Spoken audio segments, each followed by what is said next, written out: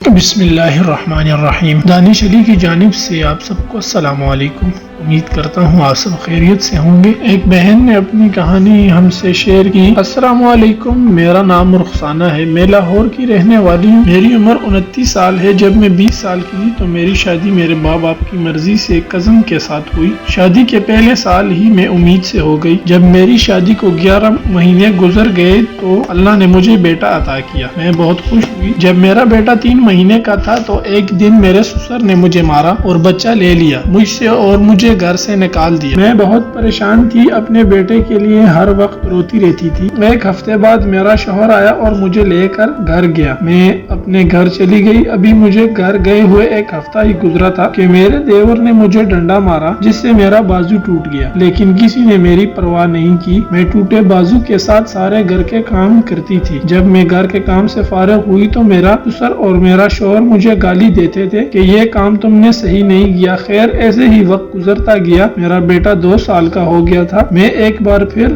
امید سے ہو گئی۔ میری حالت بہت خراب رہتی تھی، میں پھر بھی سارے گھر کے کام کرتی۔ پھر اللہ نے مجھے بیٹی سے نوازا۔ میں سمجھی کہ اب شاید میرا شوہر ٹھیک ہو جائے، اب تو بیٹی پیدا ہو گئی ہے۔ خیر جب میری بیٹی 5 مہینے کی ہوئی تو میرے بھائی کا انتقال ہو گیا۔ شوہر اور میرے سسر نے مجھے جانے نہیں دیا۔ میں ان کی منتیں کرتی رہی لیکن ان لوگوں نے مجھے جانے نہیں دیا۔ شام کو 4 بجے میرے بھائی کا جنازہ تھا اور میرے سسرال والوں نے 3 بجے مجھے جانے دیا۔ جاتے جاتے 4 بج گئے تھے اور میرے بھائی کا جنازہ ہو گیا۔ میں بہت روئی کہ بھائی کا منہ بھی نہ دیکھ سکی۔ خیر رات کو میرا شوہر مجھے لینے آ گیا اور میں چلی گئی۔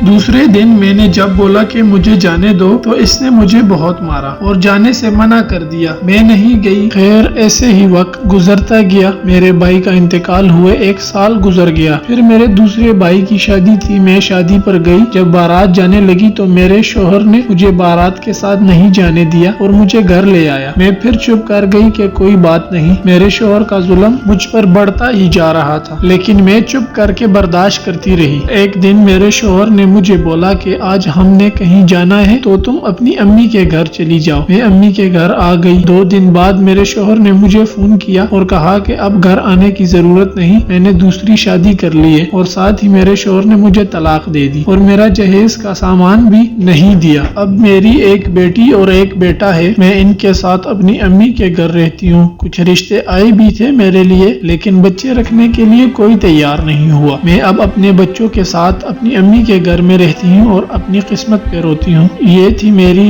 غموں اور دکھوں سے بھری کہانی۔ دعاؤں میں یاد رکھیے گا۔ اجازت چاہتی ہوں، اللہ حافظ۔